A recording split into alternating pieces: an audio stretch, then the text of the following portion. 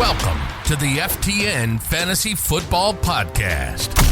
Presented by the FTN Network. Breaking down NFL action with the info you need to crush your fantasy leagues.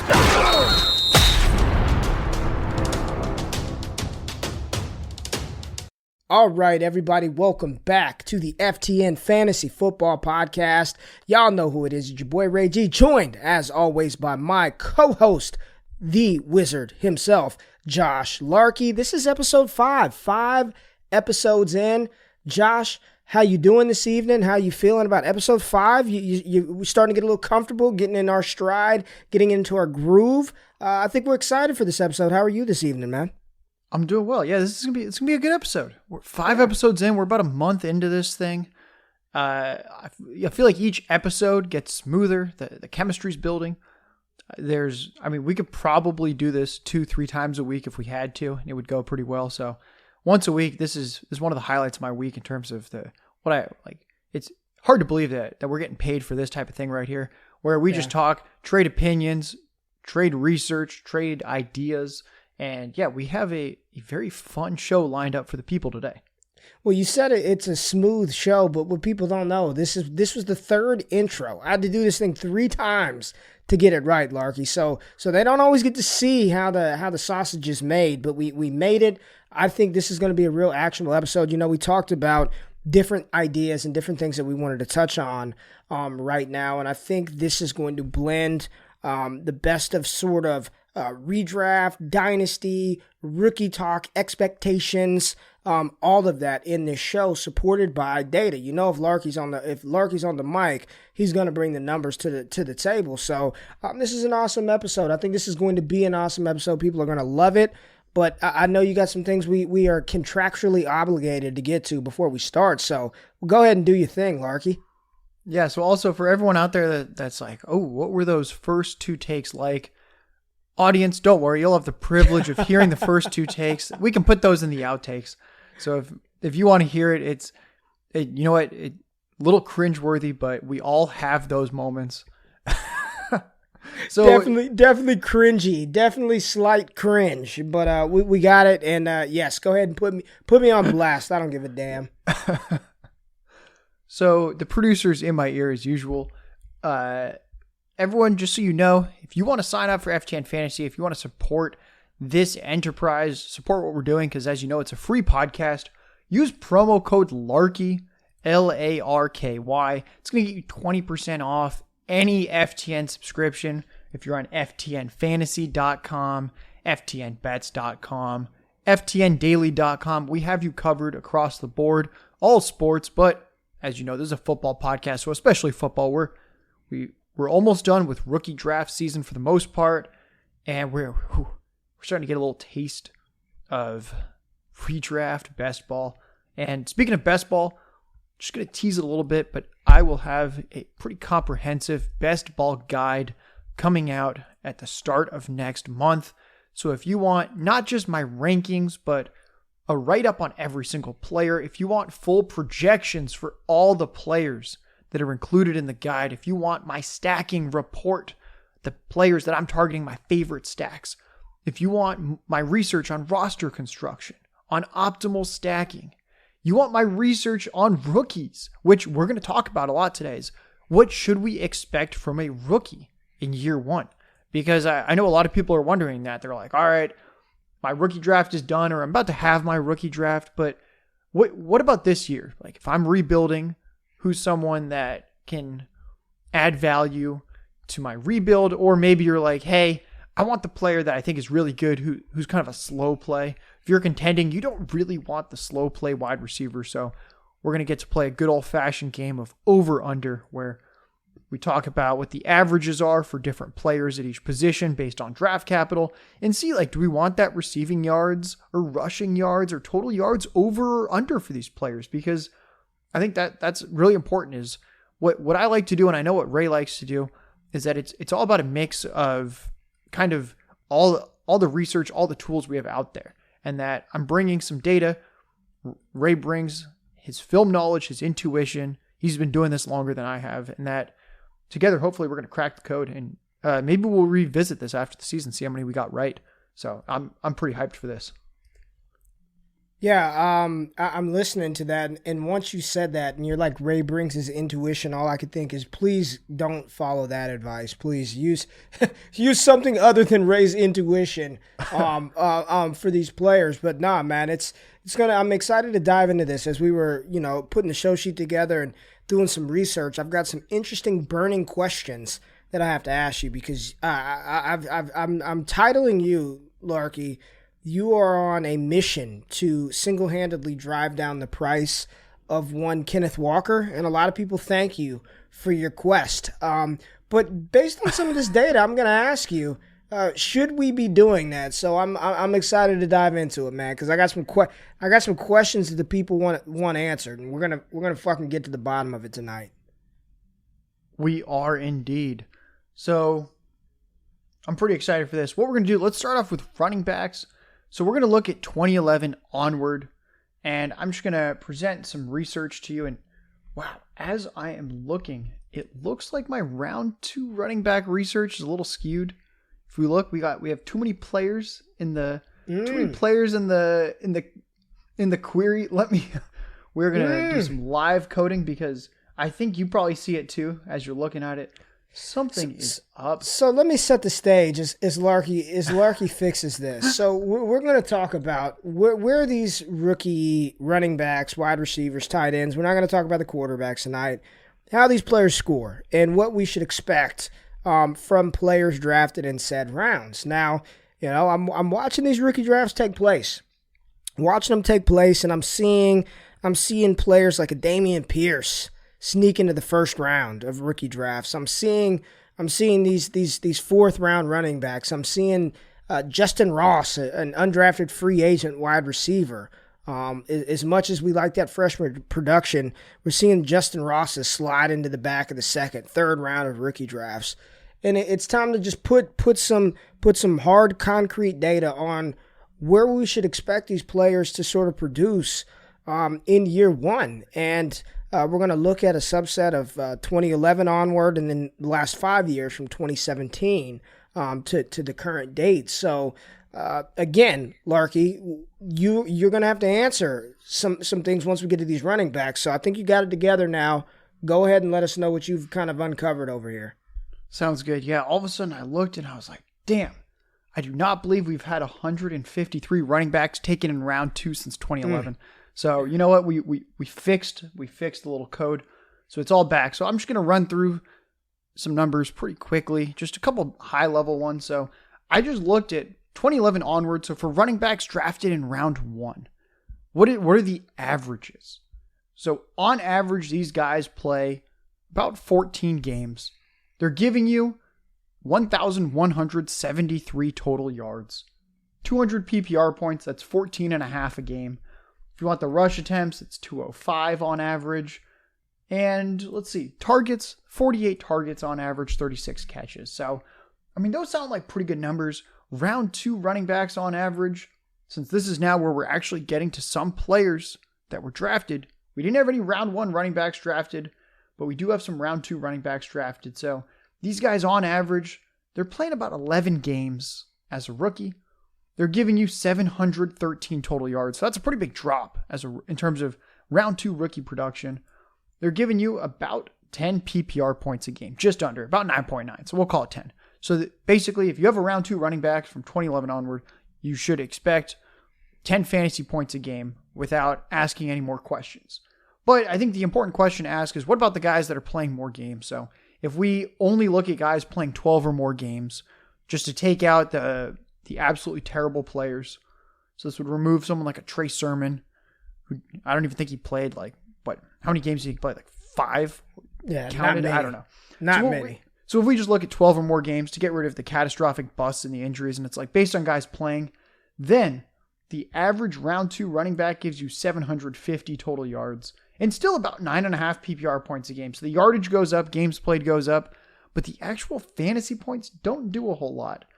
So we have 3 round 2 running backs in this class. I think we should play a little over-under with Breece Hall, Kenneth Walker, and James Cook with this 750 total yards. Breece Hall, You said 700 and what's the total here, Larky? 700 and what? 50? So if he plays 12 or more games at 750, but I think, you know what, we'll use the conservative ones. We'll say that this is just, there could be actually, no, we're going to, you know what, let's assume no injuries. We'll use we'll use the bigger number. So 750 total yards for Breece Hall. Are we over or under that for his rookie year? I got to say over, man. 750 with this extended, playing the amount of games. Michael Carter back there. I think it's a smash over for Breece Hall over 750, man. If he's less than that, would that not be disappointing?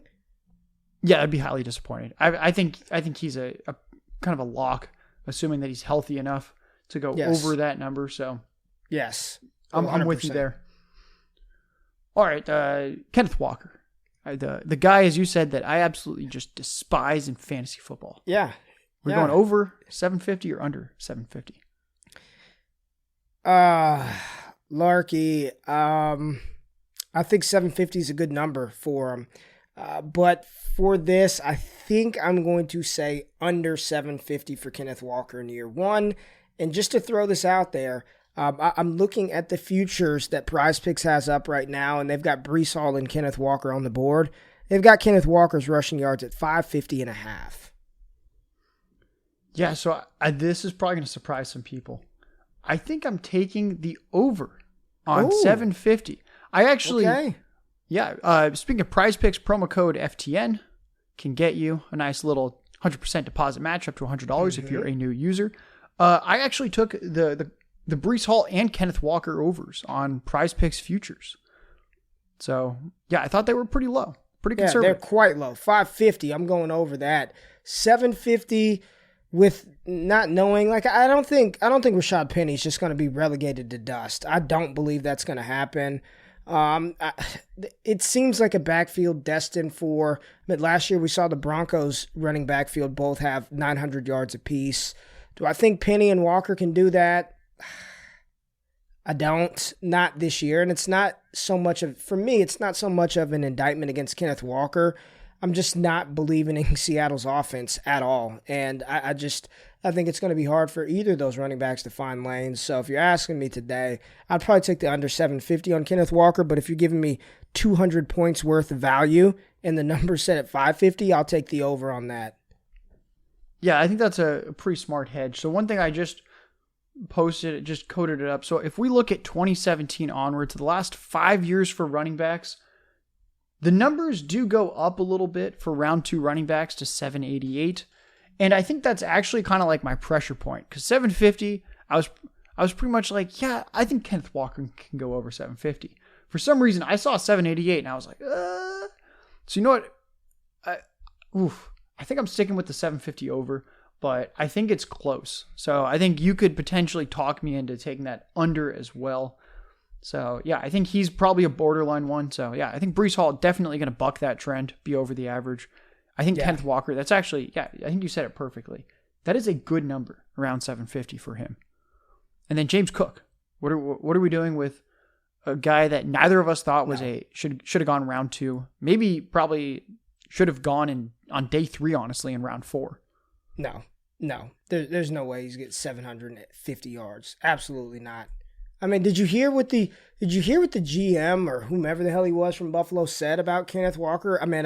James Cook in his press conference. Did you hear it?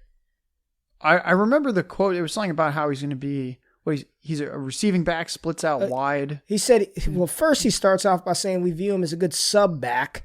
That if we decide to give him some extra carries, I think he can handle the work.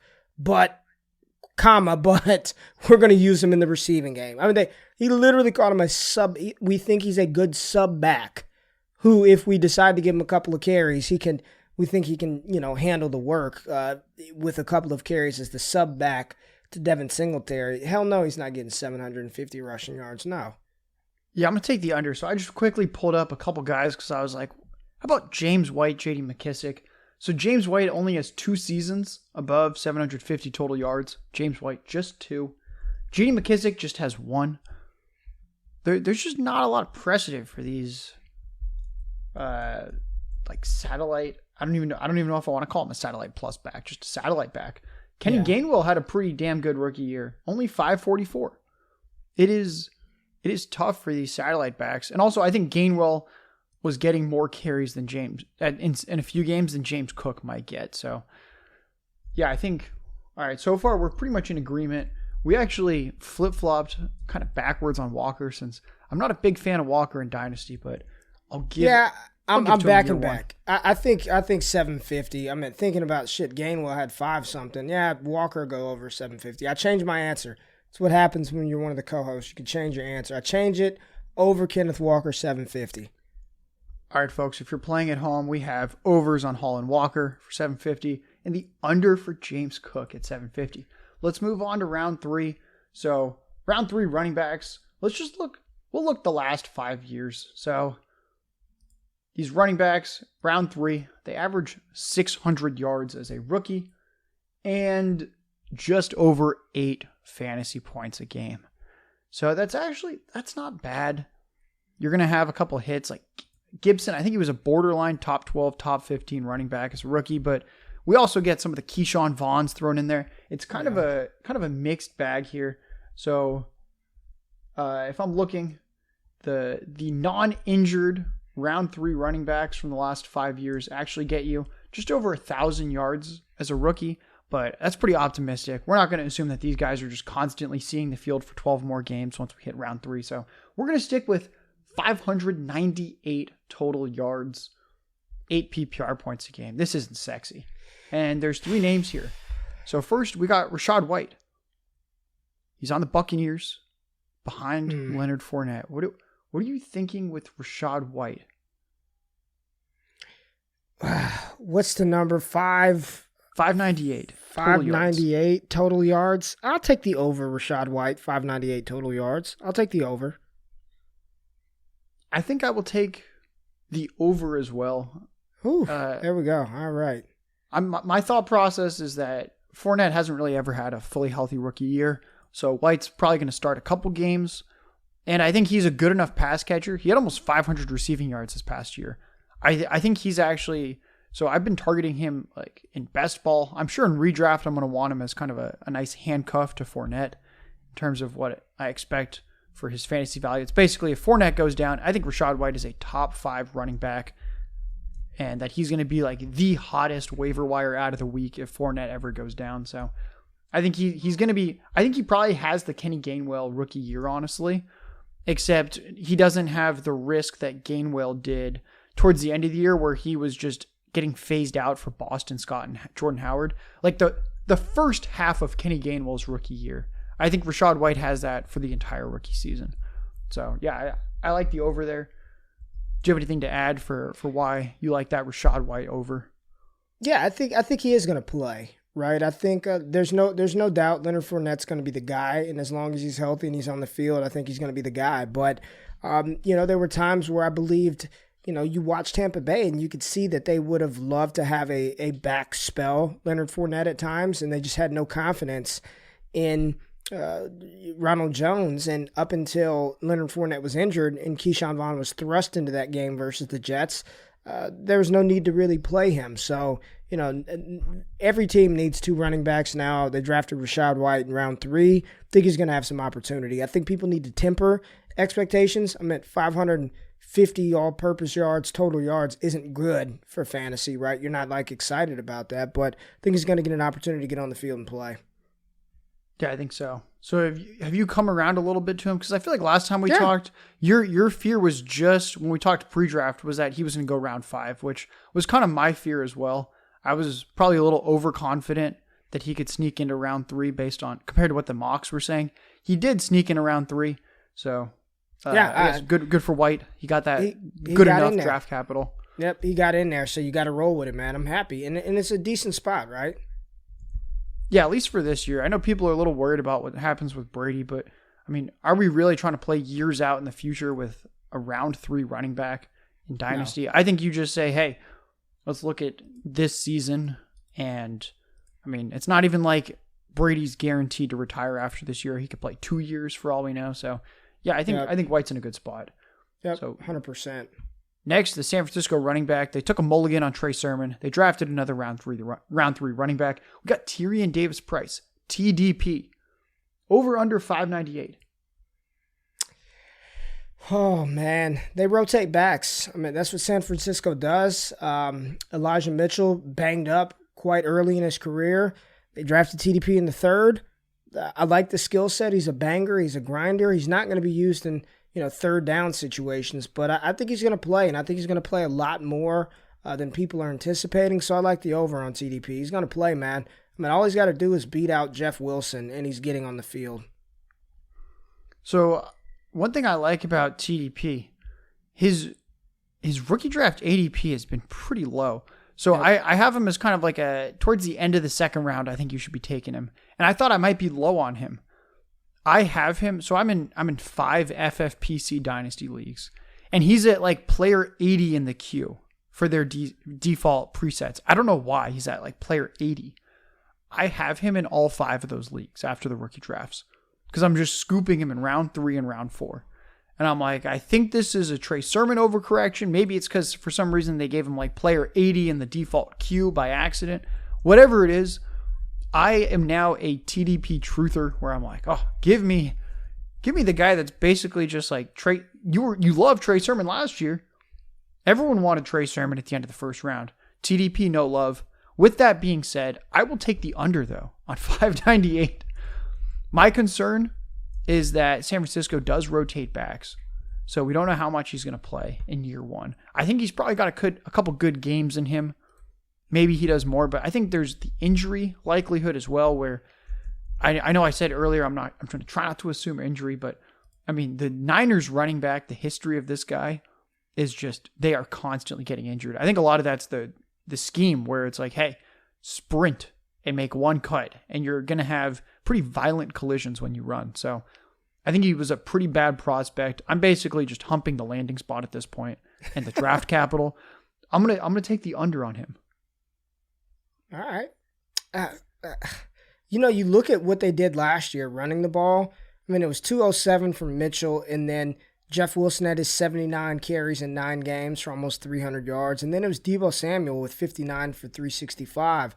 And if Deebo truly doesn't want to be utilized as much in that role again this upcoming season, I think you might see them sort of, I don't want to say stick to a 2-back backfield, but man, none of these guys back here are anything special. None of these guys seem like they're locked and loaded, going to be the guy week to week. I think he's got a good shot, man. I really do. I'm in on TDP. I'm confident with that over on TDP. All right, I like it. We have our first disagreement. It was almost Kenneth Walker. It is now officially TDP. So I'm looking at the rush attempts. So just the average round 3 running back gets 98 rush attempts as a rookie. If we want to look at 12 or more games played, that goes up to 162. I think he's probably in between 98 and 162.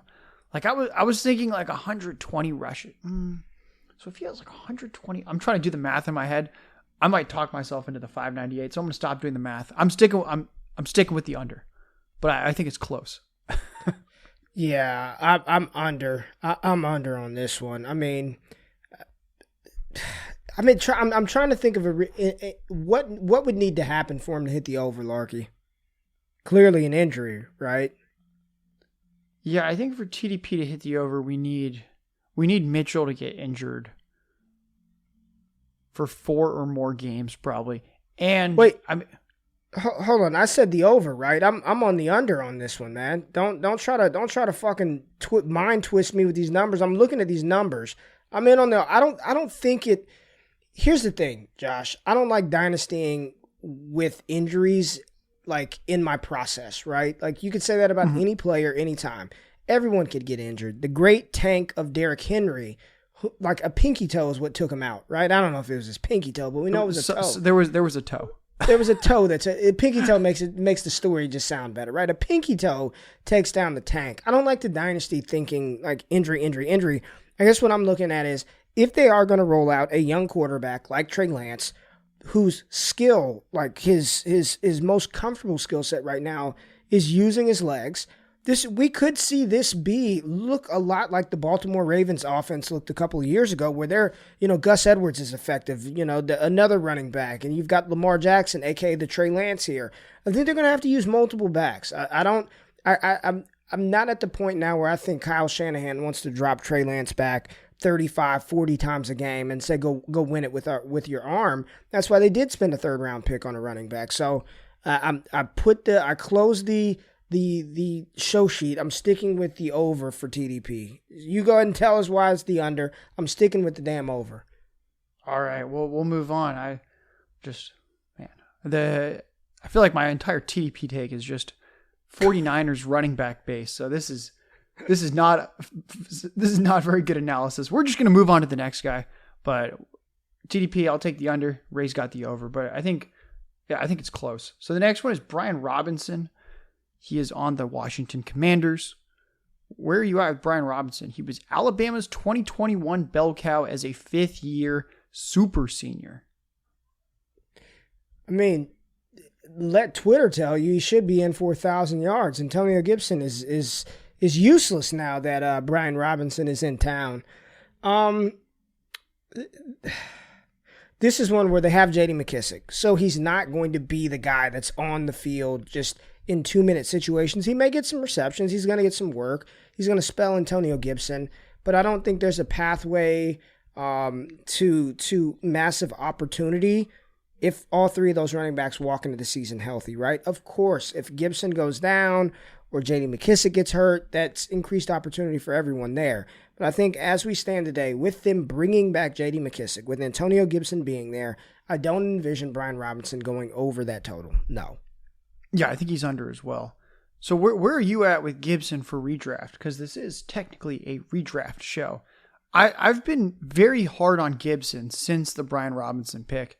My take was that this mythological CMC role they wanted to give him seems kind of like noise when they re-signed J.D. McKissick to play third downs. And then, I do think Gibson is better than Brian Robinson.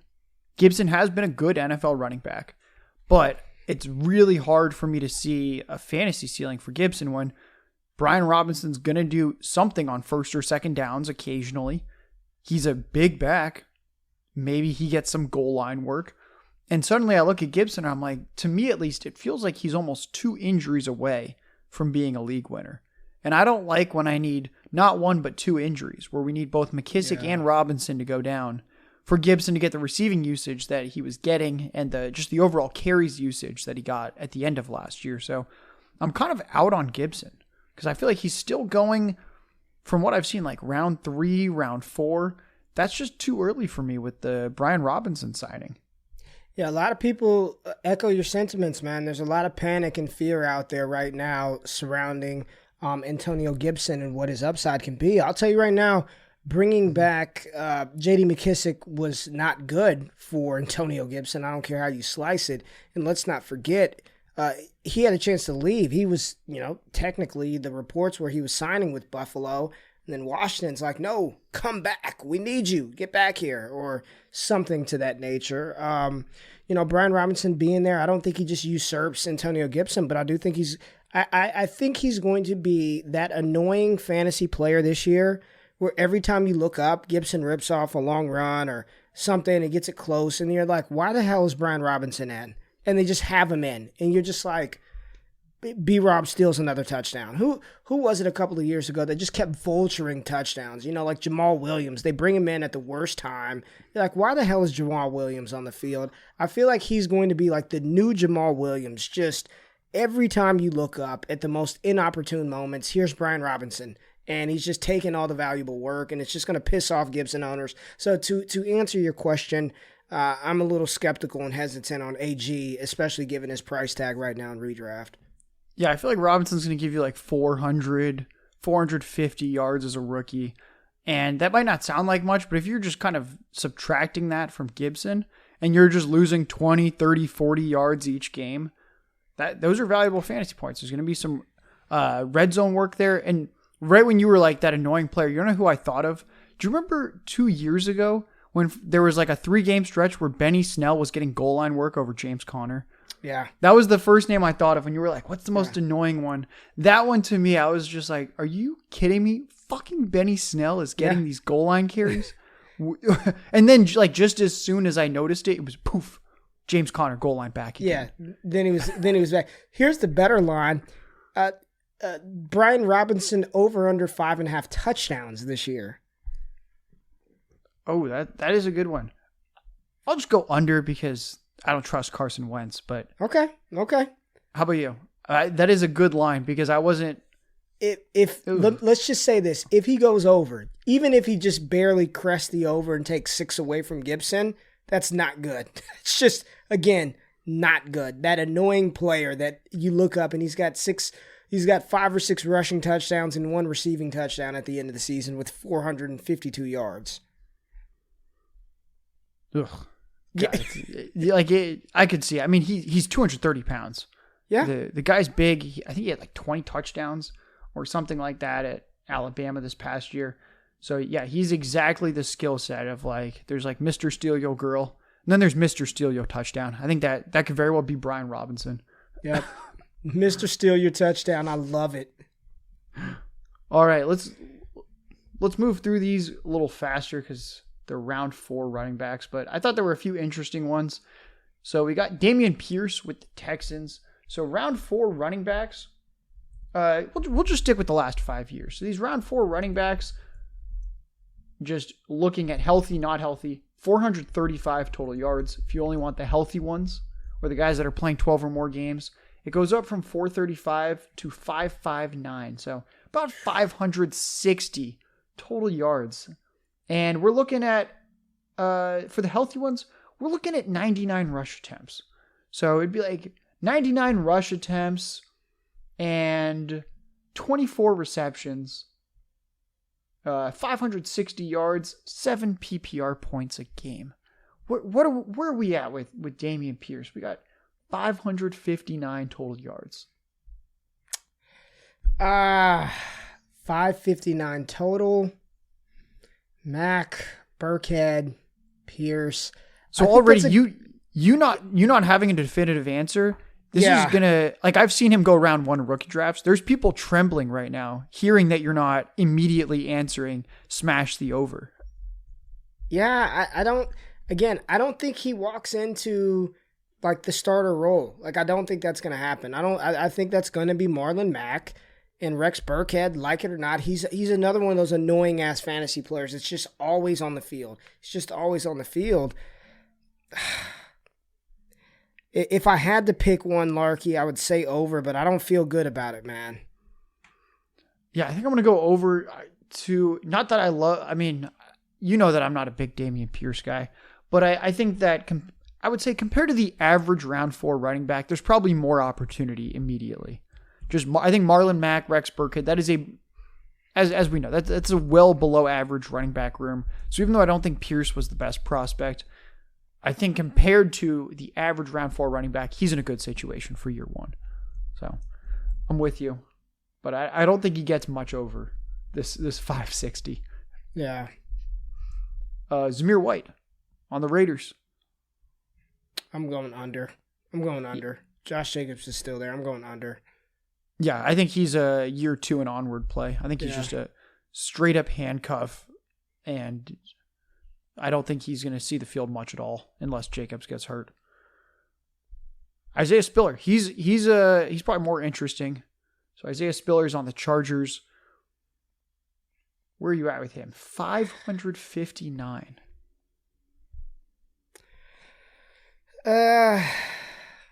I would say the over, but with him, it's probably going to be mainly on the ground. I don't know how involved he'll be through the air. Why would you? He can do it, but why utilize him in that aspect when you have Austin Eckler, who's one of the best receiving backs in the NFL? So you're banking on Spiller to get you probably 500 rushing yards, which I think he's more than capable of if he wins that RB2 role, and then picking up another 100 receiving yards on the season. Yeah, if Eckler sits, I think I'd take the over on Spiller on that one. Yeah, I would as well. So I just quickly pulled up Justin Jackson. I mean, he had that one monster game, but he was kind of a backup the rest of the year. he had 542 scrimmage yards. And I think Spiller's better than Justin Jackson. So I'm going to go over as well. He had a pretty good profile. 3-year starter at a good college, Texas A&M. So yeah, I'll go the over. It's a good offense. There's going to be yards to be had. So over on that one. Pure strong. The Patriots took him round 4. I have nothing more to add. Yeah, I think that's one of the easiest smash unders. Yeah. There's way too many running backs there. Is there any Patriots running back that you want for fantasy football? Since right now, I don't think I'm not confidently drafting any of them. I'm doing some early best ball drafts on Underdog. I rarely am pulling the trigger on any Pats running back. Yeah, it's getting worse. It's getting grosser and grosser by the day, man. I want to say Ramondre. I want to say in certain spots Damian Harris, but I think this is just we're going to look up and there's going to be 2 or 3 backs with 600 yards on the ground this season. It's just going to be terrible. Yeah, it's one thing, like, if you told me that there were 2 different Alexander Madisons on the Vikings, or 3 different or whatever, I'd be like, all right, let me consider drafting them, because we know that whoever backs up Dalvin Cook basically just plays the Dalvin Cook role if he gets injured. And I know Ramondre had a couple big games last year, but I feel like drafting Pierce Strong round 4 and Kevin Harris round 6 or 7, whenever it was, they're kind of signaling, and they get James White back. I do not think they want a bell cow at any point this year, any game ever. So, yeah, easy under. Yeah. Hassan Haskins, sneaky round 4 guy, went to the Titans. Over under. Under. I mean, this is truly... You need a Derrick Henry injury. Like, outside of that, he's not going to get enough work to surpass that number. He's not a primary receiving back either. I mean, I don't know who they have that's going to catch the ball, but Derrick Henry's not coming off the field if he's healthy. Yeah, I don't think he has any standalone value if Henry's healthy. And my concern is I'm not 100% confident because we're early May, that if Henry gets injured in season, that Haskins gets the work. Like, I don't know if Haskins is going to be Deonta Foreman or if Haskins is going to be like, I don't know, Adrian Peterson or whatever, where they give him like 10 carries a couple times ago. Nah, this isn't really the guy we want taking our carries. So, yeah, I don't think he's quite insulated enough. The profile is pretty bad. We'll go under. Yeah. Anyone else that you want to mention after round 4? Do we have the round 6 Elijah Mitchell this year? I have no other names that I think are relevant for redraft. I think it'll just be like whoever gets injured, that's the waiver wire pickup. Correct. All right, we're going to move on now to tight ends. And as we're doing it, I have to fix something again. So I figured out why my round 2 guys were a little off in the above graphic, and I had to recode them. Okay. Apparently, I am adding the undrafted players into round 2 by accident. So I fixed my code. We're putting the proper tight ends back into the show sheet. There we go. So there we go. So we're going to have the actual correct tight ends now. So that is why these round 2s looked a little off to you. Maybe they didn't. They looked fine to me initially, and then all of a sudden I looked closer and I was like, "Damn, there's a lot of players getting drafted round 2." So there we go. I see the updates in real time here. I see them. The updates are in real time. Yeah, real time updates. So this is 2011 onward. We're just looking at tight ends, and I mean it's bleak. I think we can make this really quick. If you're drafted in round 1, you average 7 points a game. If we only look at the guys playing 12 or more games, you get boosted all the way up to 8. This does not seem sexy. I think it's just Kyle Pitts. He's probably holding the fort down there. Round 2, we actually have players drafted round 2 this year. It's 251 total yards for these round 2 tight ends. They're giving you 5 fantasy points a game. If we only look at the super healthy ones, that jumps way up from 251 to 315 and 6 fantasy points a game. We're going to use that number. So we got some round 2 tight ends. We're looking at 45 targets, 30 catches, 315 total yards, and 3 touchdowns, 6 fantasy points a game. Trey McBride. Yeah, draft him early. Keep taking him high. Trey McBride is going to be the next great tight end. No, What's the number? What's the threshold you're setting it at for me to go over under? So we're going to use the 315. Oh, that's so low. Yes, he should go over 315. He should, right? 315? Yeah, he'll go over 315. Trey McBride will go over 315, but I still don't want him. I don't know how much higher over that he's going to go, but he'll go over 315. Yeah, I feel very confident intuitively he's going to go over that. But then at the same time, I'm like, well, roughly half these guys are going to go under that based on history. Yeah, I'll take the over. I think it's a good offense. Zach Ertz is no sure thing with the injuries. And I also think that receiving core in Arizona is pretty bad. Yep. At least the first 6 games, we have no Hopkins. So I think they could potentially use more 2 tight end sets. I know it's not really a team that's done that before, but desperate times call for desperate measures. And their wide receiver 2 is going to be some combination of Wandel Moore and AJ Green those first 6 games. Wandel Moore, they just didn't like him as a rookie, so they phased out his usage. AJ Green is, he makes you sneeze. He's pretty dusty. So yeah, I think McBride gets just enough work during D-Hop's suspension. Agreed. All right, let's look at the round 3 tight ends. The healthy and unhealthy ones. We're looking at 13 catches for 160 receiving yards, but we're going to only look at the healthy ones / the guys that are good enough to get on the field, which might be the wrong way to do it. So I'll list that, and then we can decide which number we want to use. So if we look at the guys playing 12 or more games, so this is not only assuming health, but assuming they're good enough to actually play 12 games, it boosts way up to 21 catches for 271 yards receiving. Which number do you want to use? Do you want to use that like the 270 receiving yards or the 160? I mean, I don't know if these guys are seeing the field. 160, I'll say yes. I mean, they'll do something. 160, they'll go over that. 270? Yes, we got Jelani Woods on the Colts. Greg Dulcich on the Broncos, right? Yeah, and then was Ruckert on the Jets? Ruckert's on the Jets. He's on the Jets. No, he's not going over 270. He's not going over 270. No. Yeah, I don't even know if Ruckert is going over 160, honestly. They've got Uzama. They've got Conklin. It's also a Zach Wilson offense. I think Ruckert, I'm just going to go under on both. I don't even know if he sees the field outside of situational. Yeah. Ruckert's a taxi squad play, man. I mean, if anybody's expecting or anticipating or budgeting for any type of points from him this year, you're doing it wrong, man. I'm going under. Yeah, all right. Jelani Woods, where are you at? I think I'm going to go, oh, that's tough. I'm definitely going under 271 for him just because, Alec Cox is there. Kylan Granson's there. So I'm not quite sure where he is in that pecking order. It's kind of like the Jets. There's already 2 dudes that I think can do something. Right. I'll give him between 160 and 271 for Jelani Woods. Yeah, I'm with that. That's what I was going to say. He's going to go over 170. Is he going to go over he's going to go over 160, 170. Is he going to go 100 more yards than that? Well, Matt Ryan, man, that is a good quarterback. It is a good quarterback. So all he's got to do is show some sort of athleticism.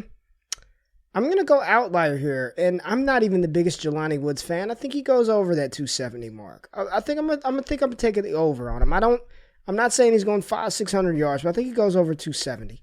He does just enough to where he's going to be overdrafted going into next football season. I love it. So what do you think about him for Dynasty? Like, what's the upside case? He is, according to the Relative Athletic Score, RAS, the most athletic tight end of the past, 20 years. I mean, I like that in the sense that I know these breakout tight ends are generally athletic, but I mean, the college production wasn't great. You don't seem to be a huge believer. No. Where are you at with him since? Yeah, he didn't play that fast, man. I don't care what his Underwear Olympics time says. He doesn't play that fast. You watch him at Virginia. He hardly jumped. Most people barely knew his name up until the time he ran at the combine. I mean, he's big. He doesn't play that fast. I'm just not buying it. I need to see it. I think he does go over 270, but long term, I think he's just a project tight end, man. So I think if he goes over 270, his dynasty value increases. So you would say that if in this scenario, probably sell. If there's any kind of flash. 100%. If you can call 270 a flash. Yeah. Like, Yep. I don't know. That's something. Yep, I would do it in a heartbeat, man. All right, I think we should move on to a more fun position. Yeah, that was depressing. That was just, God, that was bad. Yeah, let's go to wide out. Come on, man. And I feel like that also demonstrates kind of what we've been saying, where I feel like intuitively we were both kind of like, you just should not be spending outside of like Kyle Pitts when it's like, this is someone that is a legitimate weapon from day one. You should not spend premium draft capital in your rookie drafts on tight ends. And I think in general, like redraft, best ball, rookie tight ends are not necessarily the best targets to have even, where you're probably not getting much. Like I feel like I would rather take, like if I'm taking a late round, like a super, super late round tight end in fantasy football, I feel like I'm still just going to defer to a veteran. Like I would rather take Mo Alley Cox than Jelani Woods. I think Cox can, like, he could get you 500 yards. Jelani Woods, I don't know, probably not going to get you 500. I'm not seeing it. Yeah.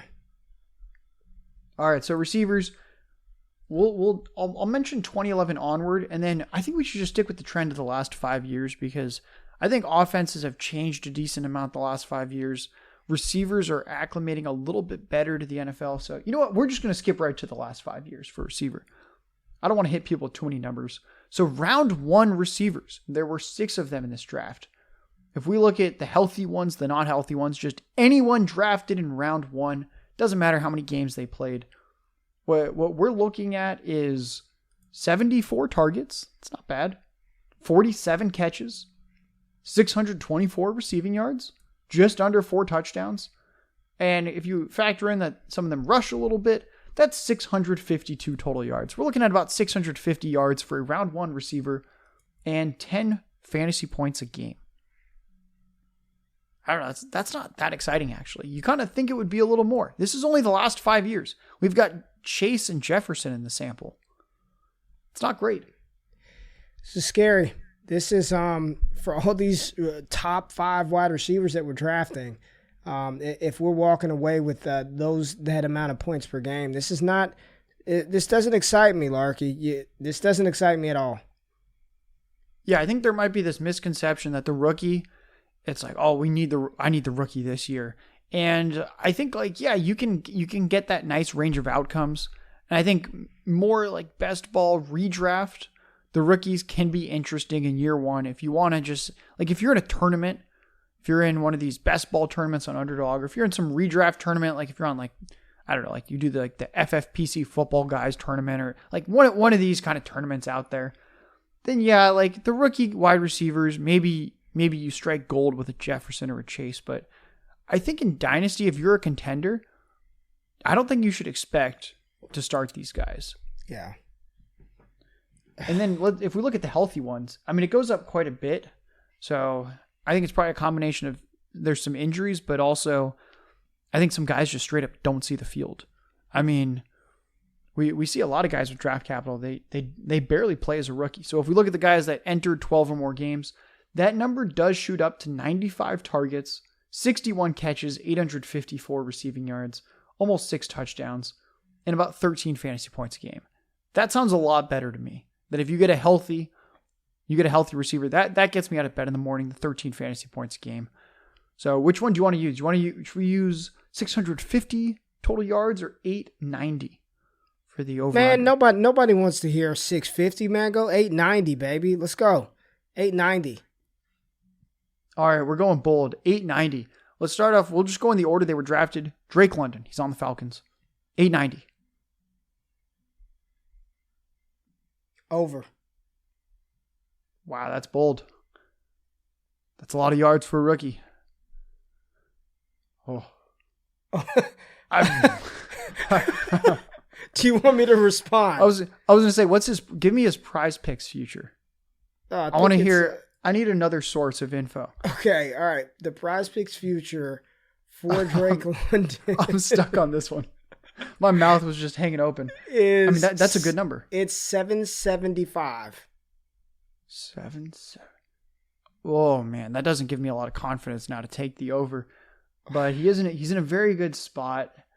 They're gonna be. Oh well, it's a. Sell me bad on the team. over. Sell me on the over. Bad team, nobody else on the offense, target consolidation. I know we said we rarely see two players command 50% of the targets. Well, if they're not getting 50%, I think is 40% between Pitts and London a realistic possibility. Bad team, target consolidation, number top 10 overall pick. Just throw it up. Just fucking throw it up. All right, 890. Yeah, that is high. That is high. I'm taking over 775. I'm taking over the prize picks line and under the Josh Larky line. I don't like how aggressive these Larky lines are. Larky lines are brutal. Yeah, I think I'm going to take the under 890. I think that's probably inflated because of Jefferson and Chase. Yeah. I mean, obviously it's bad stats to just take out the two best players. But I think if we took out Jefferson and Chase, that number would drop a decent amount. For London with what's going to be, I think, still a run-heavy offense and Mariota or Ritter, yeah, I'll take over on the prize picks of, what was it, high 700s, and then under on the 890 average. All right, Garrett Wilson. Garrett Wilson is on the Jets. Under.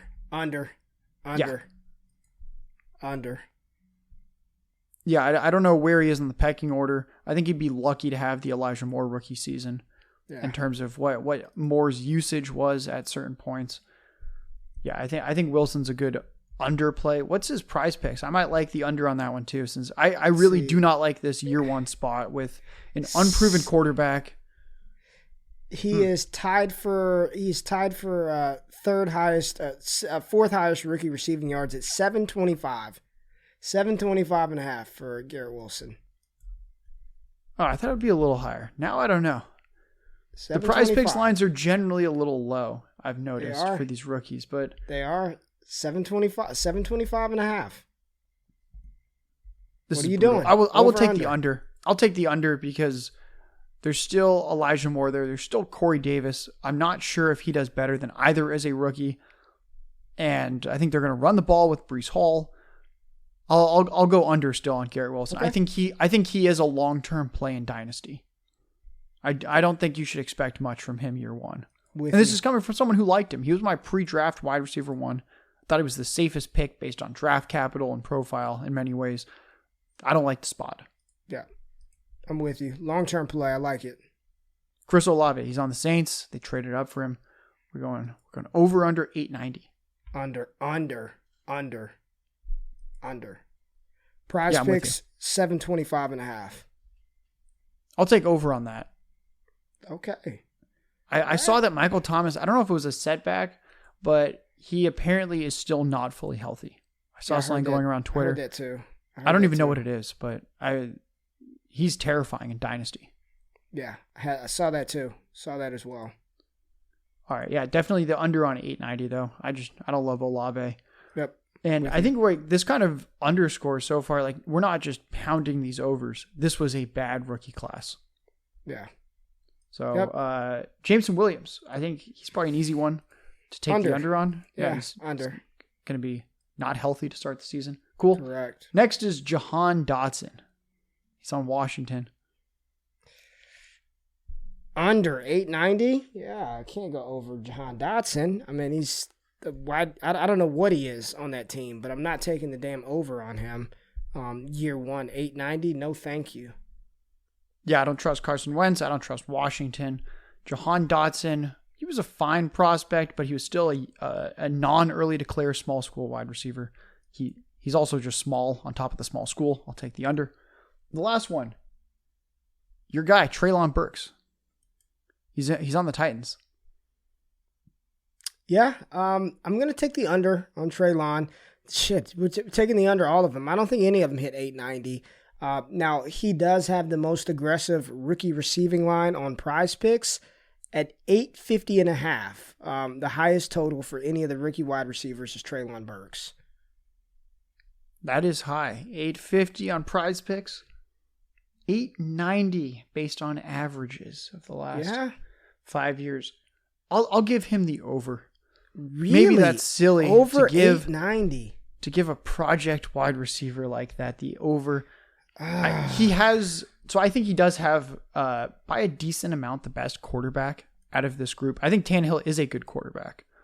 I know some people don't like him. Some people don't like that he's not trying to be the most outgoing teacher for Malik Willis. I honestly don't give a shit. Yeah. The quote was a little bit out of context. It wasn't even like, I hate the dude, I'm never going to train him. He was just like, honestly, it's not really my job to fully train him, but like, I'll give him the support he needs. And then everyone just ran with like, I'm not going to train him. Tannehill's a horrible person. He hates Malik Willis. The way I see it, Tannehill's a good NFL quarterback. A.J. Brown was the ceiling comp for Treylon Burks. They traded A.J. Brown and then took Burks. I think he's in a really good position. I'm not sure if Robert Woods is healthy for week 1. After Woods is Nick Westbrook. Derrick Henry does not catch passes. No. Austin Hooper is not very good. I just don't know who's going to catch passes here. I view it kind of like the Atlanta situation with Pitts and London getting all the catches. Except I think Tannehill is better. So I'm going to go with the over on Burks. That's kind of my thought process, but that might be silly when I think London probably has the most NFL ready skill set out of the two big guys in like prime target like this target vacuum. So are you going to ask me another receiver? Cause I got somebody for your ass. If you don't have anybody else for me, you got somebody else you want to talk about? So I was going to say we should take a couple of these round 2 guys and talk about them. Do you have someone that you want to? No. Let's go to the round 2 guys because this is going to be interesting. Let's go.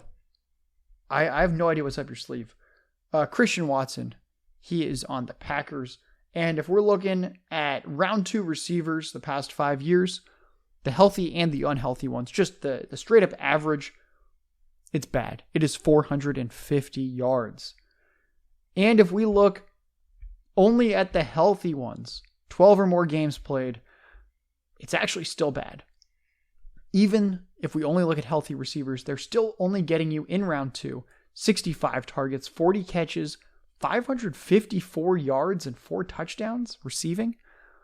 That is low. If we factor in that some of these guys ran a little bit, they had some rushing yards, we boost it to 584 total yards.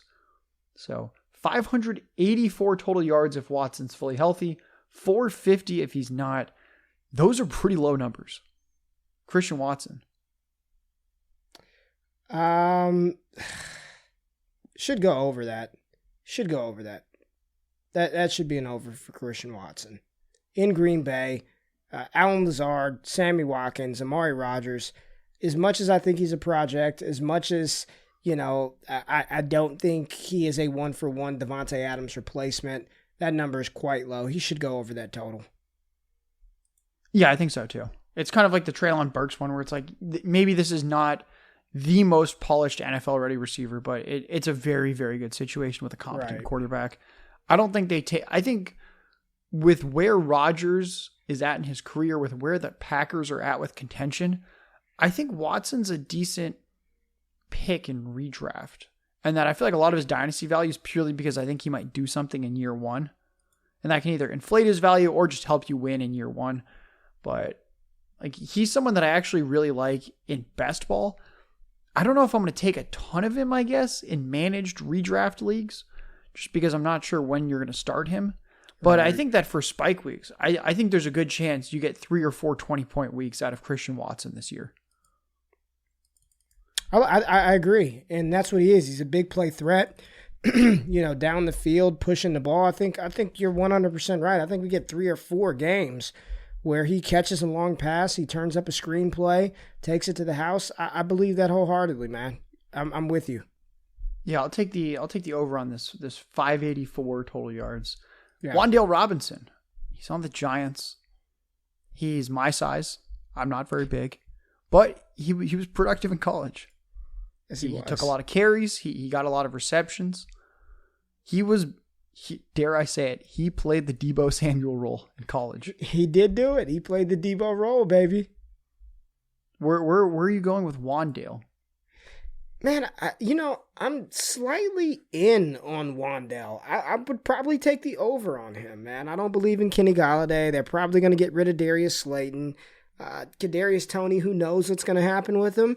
But the draft capital, I think he's going to play. He's a much different. The easy, lazy comp is Rondale Moore because they're both kind of smaller and, sort of did the same things in college, but I think they're two completely different players. And I actually kind of, I'm like, the more this goes on, I'm like more and more in on Wandel Robinson. So I'll take the over on this one.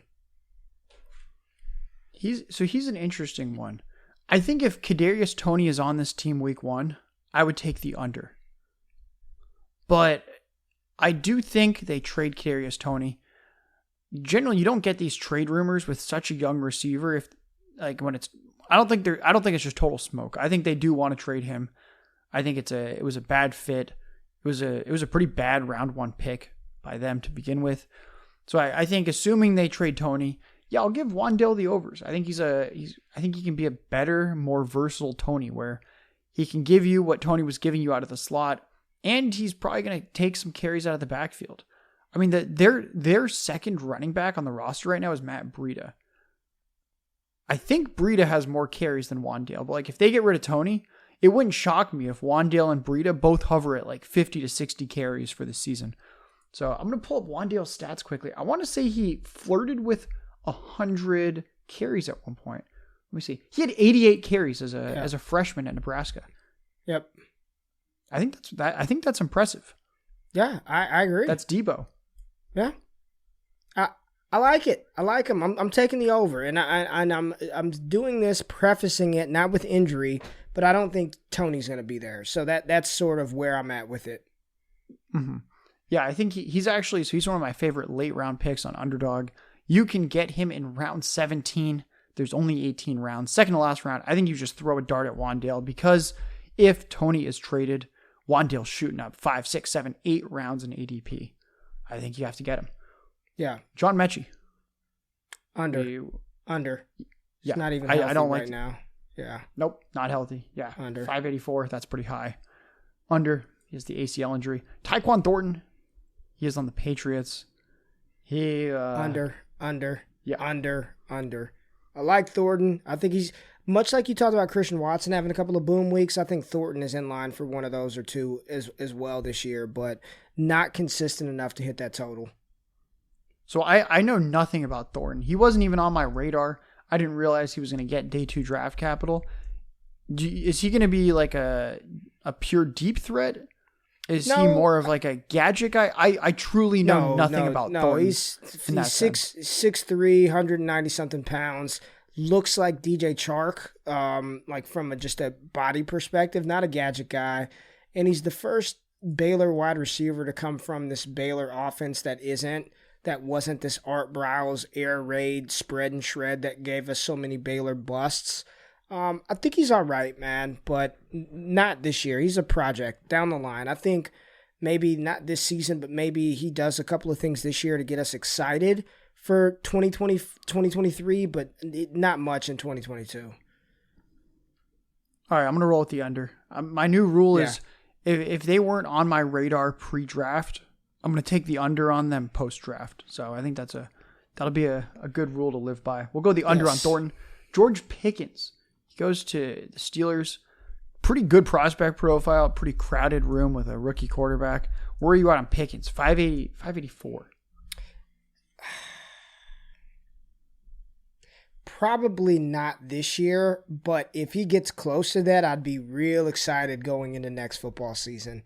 This is one of the ones where I'm not anticipating it this year and don't really care. As long as he's on the field and he shows you some flashes, he gets you 500, even if it's like 515, I think people are going to be excited. Year 2 of Kenny Pickett, potentially no Claypool in the fold. I don't think he's going to hit it this year, but I don't really care. If he gets close to it, I'll be excited for him for next season. So I pulled up Prize Picks, 650 and a half receiving yard. I think we should take, that's like one of those live picks where I'm going to pencil in that under. That feels really high. It's very high. Very 650. high. 650. Just very considering rookie quarterback, a lot of good players there. I mean, he could finish behind 5 guys for target. Or 4. He could be number 5 in targets behind Deontay, Claypool, Freiermuth, and Najee Harris. He could be number 5. Yep. That might be the most likely, is that he's number 5. And again, that's just this year. Next year, I think we're going to be singing a different tune. But this season as a rookie, I'm taking the under. All right, next one. We've got Alec Pierce. He's on the Colts. I kind of like a Christian Watson in some ways, like the big athletic guy who didn't give you the most production.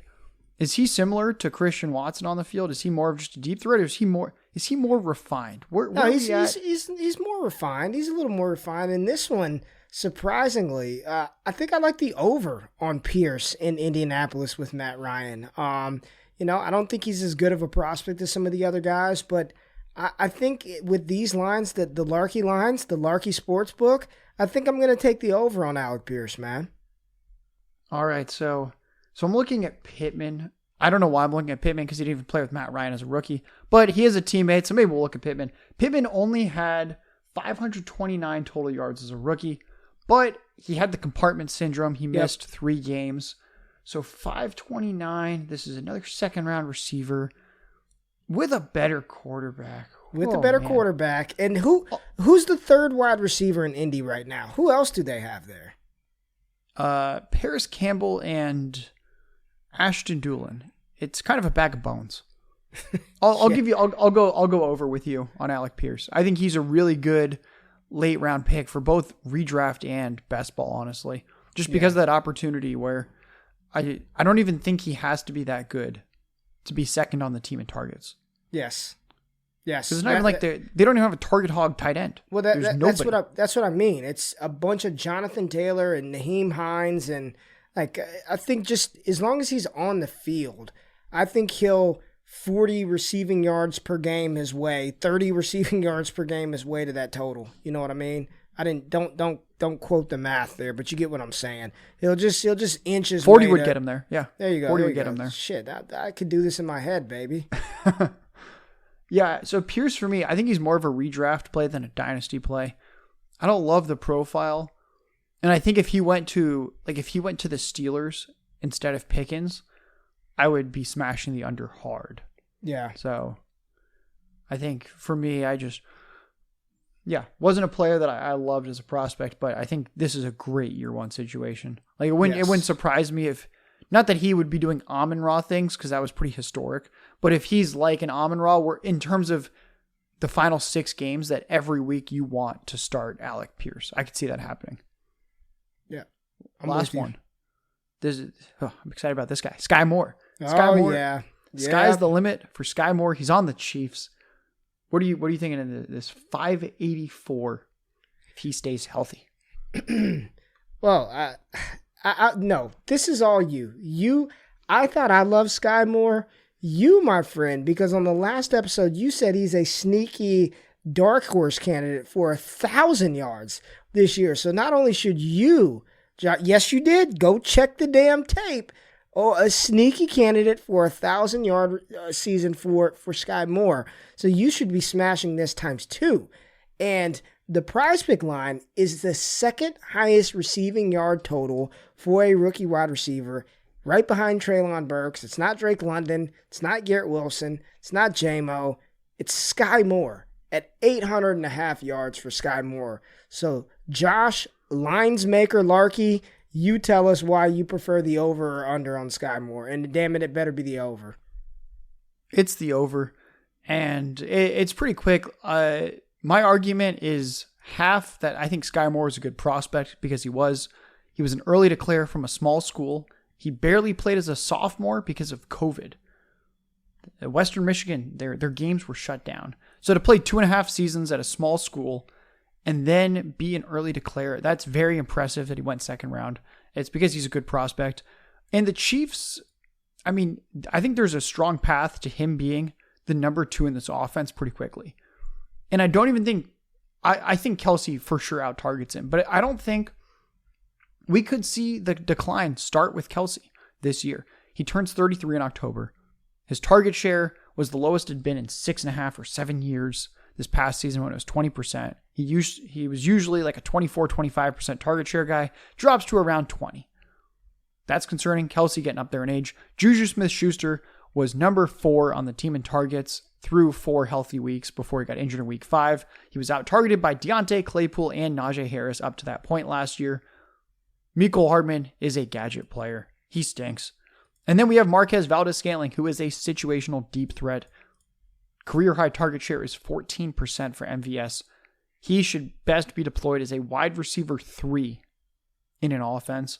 And that leaves Skye Moore. And that's really the case for him, in my opinion, is that this is a good prospect tethered to Patrick Mahomes on a depth chart where nobody intimidates me. It would not shock me if he is just out-targeting Juju by week 2 or week 3. And I think he's going to out-target Marquez Valdes-Scantling and Mecole Hardman easily. And I think Kelce, maybe he declines a little more and he has an 18, 19% target share. I don't know. Hill is gone, but I mean, the dude's turning 33. He is getting up there. He could get injured. I don't know. I just think there's so many paths for Skye Moore. So I'm smashing the 584, the 800 on Prize Picks.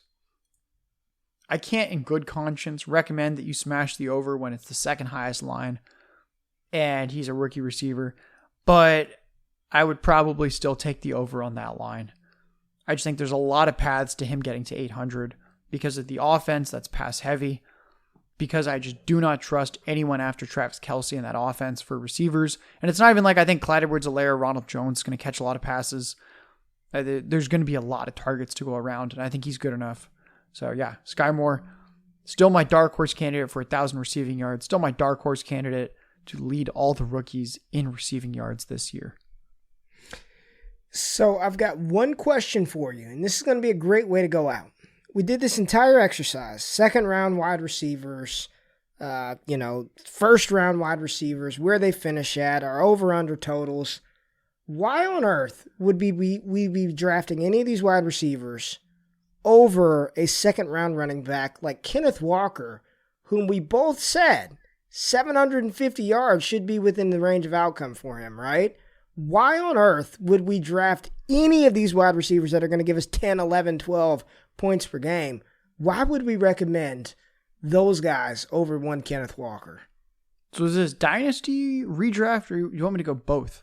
I want you to give me both. I want both answers, damn it. Both. So for dynasty, what concerns me, I made a TikTok about it a couple of days ago. Yes, you did. Jay Larky TikToks. Check out the TikTok. So with Kenneth Walker, he is 211 pounds. That's not ideal size for a running back where you're hoping he gets a lot of carries. And if you look at the last 10 seasons, there have only been 6 running backs at that size or smaller to give you 250 carries in a season. Only 6. And the only one to do it more than twice was LaShawn McCoy. So you're basically hoping for 1, maybe 2 seasons where Kenneth Walker gives you those precious 250 carries. He's not a pass catcher. He never had more than 6% of his team's receptions in college, so I don't think we can count on too much receiving. And the Seahawks, now we're switching over to, so that's dynasty, just don't love it. I don't think there's a track record for sustained production with him at 211.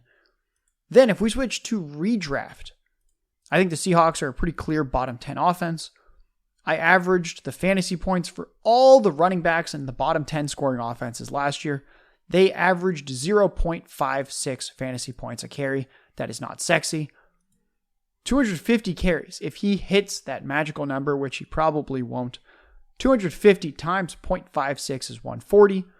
Say he plays 16 games and that they rest him for one game or he misses one game because of COVID or an injury. That would be less than 9 fantasy points a game. And I don't think he gets a lot of receiving. So to me, he is just in such a big hole as a 211-pound non-pass catcher that I cannot recommend him in any format. To me, his ceiling is that he'd be an outlier. And I'll give you, I think he's really, really good at football. In real life, I mean, sure, this is the kind of running back that you want on your team in real NFL football. But I feel like he's not built for fantasy football, so I just can't do it. Kenneth Walker, to me, is just the quintessential better in real life than fantasy. And I'm not drafting him anywhere. Give me Skye Moore.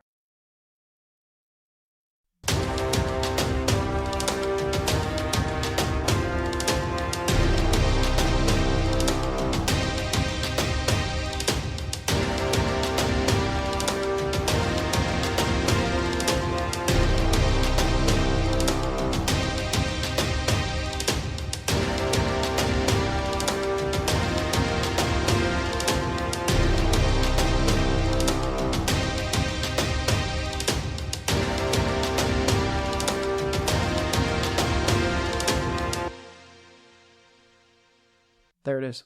That was good. It's good. I wanted you to go out on that, man. I wanted you to go on that. Thanks. Felt good. You got to touch on Skye Moore, and you got to twist the knife a little more into the Kenneth Walker truthers out there. Kenneth Walker 101, Kenneth Walker 102. There you go. Yeah, I just can't do it. Where do you have him again? Were you 104, 103? I know you had him a little lower than 102 when we talked. Yes, I have him at 103, but honestly, it's because just traditional rookie draft positional scarcity sentiments. But I really believe, man, in this draft, the more I talk about it with people, like there's one, in my opinion, clear-cut, locked and loaded, elite fantasy asset, and that's Breece Hall. After that, I honestly can make a case for whatever the hell you want to do. I can make a case for Treylon Burks at 102 and talk about, A.J. Brown not being there. I can talk Drake London. I can talk myself into Kenny Pickett. I can talk myself into Walker. Like, I think after that, like, who cares? The reality is all these receivers that are going off of the board consecutively after Walker, it's just like 9 straight receivers. 2 of them might actually be like game changers, difference makers in fantasy. The other ones, you might get another 2 that are okay and maybe 1 that's just fine. And then the other ones are just going to be terrible. So fucking whatever one you like the most, take your swing. Just realize when you're walking to the plate, you're going up there to hit a home run. And if you strike out, you just you gotta be fine with the consequences in this class. Like, it's such a bad class. Well, I was talking about it with some of my patrons, man. Like, I would never advocate for wide receiver over running back or quarterback in Superflex. But this year, like, I think you can make that case. And if you're going to play that game, this is the year to do it. Don't try it next year. Like, I don't care how good Kayshon Boutte is or Jackson Smith and Jigba. I'm not taking them over C.J. Stroud or Bryce Young or Bijan Robinson or any of those other higher caliber running backs. Like, I won't. I don't care how good Smith and Jigba is. I'm not advocating for a receiver at 102 or a receiver Kayshon Boutte at 103. I want the running backs. I want those stud quarterbacks. But this year, man, fuck it. Just whoever you like, man. After Breece Hall, I can legitimately make an argument for like 5 guys. Mm-hmm. All right, question for you before we go. So we didn't get to him on the main show. You're a Cowboys guy, Jalen Tolbert. So Gallup might not play week 1. All right, maybe that's too nice of a word. I do not expect him to play week 1. Yeah. So what are the expectations with Tolbert? I've taken him in best ball quite a bit towards the end because I think he's their week 1 wide receiver 2 until Gallup is back. Are you optimistic? He's someone where I'm just like, oh, Cowboys offense, good. I'm going to take some darts. But I don't know. Like, how raw is he? He was a small school guy, but he was very productive. Like, is he someone that's going to produce early? Or am I just chasing Dak Prescott offense? I think Jalen Tolbert. I think he's going to be better than a lot of people think, but I don't think he's going to be that good. I mean, it is a Dak Prescott offense. But, I mean, where is he at on the pecking order? It's going to be CeeDee Lamb. It's going to be Dalton Schultz. I think James Washington is going to have a bigger role in this offense than people believe. You still have Tony Pollard there. Don't tell me that. Oh, no. Just from what I'm hearing, man. From what I'm hearing, that Oklahoma State close to Texas bias, what I'm hearing is he's probably going to have a bigger role than we think. Schultz is still going to get his. Pollard and Zeke commands quite a lot more targets than people expect. I don't know what your redraft. No, dynasty best ball probably, like best ball redraft maybe. I think he. Mm-hmm. Yeah, I don't think I'd take him in like a managed redraft league. No, I think it would just be best ball where I've taken him so far. I've taken him a couple times. Yeah, I like it. I don't hate it in best ball. Mm-hmm. But if you got to like start a lineup, hell no. Yeah, no. Yeah. Actually, one last question. Then I've got to go out and walk the dog. Yeah. Are people being idiots when they're like Romeo Dubes over Christian Watson? I think they are. Yes. I mean, there's like like we talked about before, there's like a 7% hit rate on these day 3 receivers. Yeah. Like, why am I supposed to be such a talent scout that I'm 100% sure that Dubes is the guy? Listen, that's an absolute no. Like, there's no way. There's no fucking way, Larky. Like, that's just... Okay, thank you. I'm not even the biggest Christian Watson fan, and that's just a ridiculous statement to make. And I'm not even the biggest Christian Watson fan. That's silly. No, thank you. No, thank you. Give me Dubs all day. All day. I mean, give me Watson over Dubs. I knew what you meant. I knew you meant. Jesus Christ. Well, and the thing is, for me, man, like I was kind of excited to see what he could be, and then I went and watched him at the Senior Bowl, and like he was just terrible. Like he couldn't get off the line. Did he look 4.7? Because I think he ran. Didn't he? I think he ran 4.7. No, so he looked slow. No, he looked a little faster than that, but there's just a lot of things, man. Like he could not get off the line. I mean, I've got videos on my phone where a cornerback from Coastal Carolina, I believe, or the College of Charleston or something, just got all into his chest, and having to restart the drill, do it over again, just tell him to get out of the way and let somebody else step up. And that's at the Senior Bowl. Like he's just, I think he has, here's the thing, man. If you're in the NFL, mostly, right, you can catch the football. Like you can catch it, right? Like when it's in the air and he's downfield, he looks good when he catches it. But it's everything that's required to get to point Z in order to catch the ball, where is just not good in that department. And I want to like him. I think he's a big product of Carson Strong just locking onto one guy in a Nevada offense, and they just air it out, and he was just better than those guys, and then he bumped up in competition and not very good. Yeah, that's kind of what I thought. It's just my stats take was this looks like he's the guy that's going to return their kicks and punts. Yep. He was very good at that at Nevada. Round 4, not a lot to work with. We already know that if there was like a team that doesn't love their rookie receivers, it would be the Packers, potentially.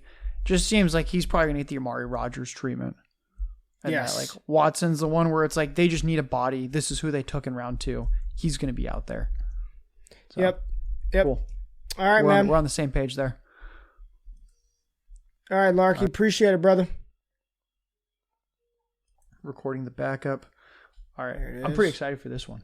This is going to be it's episode 5, right? Yeah, it's episode 5. I wasn't sure. I was trying to think. I was like, what should we do? Because I know that we talked about doing like a dynasty show where it's like looking at the future and like running backs versus receivers and stuff. But I was like, you know what? This is kind of more fun. This is good.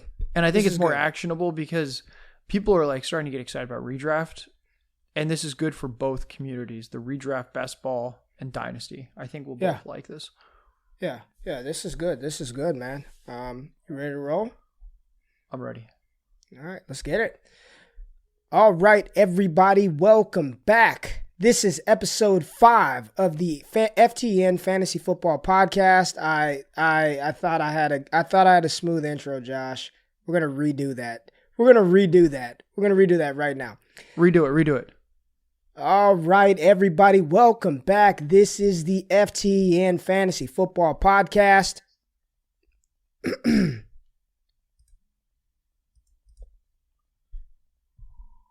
Larky. Talk to me. Oh, shit. Uh-oh. Hold on. I think I've got double feedback from the local recording in this one. Hold on, Josh. I hear myself twice, and that's not going to work. I can't do this the whole episode. Sorry. No, I always joke about the producers in my ear. You've literally... No, literally... They're actually in your ear. I hear myself twice. Hold on. I think I know what it is. All right, there we go. I'm sorry. Outtakes material. All right, we're good now. We're good. I muted it. We're good to go. Let's go.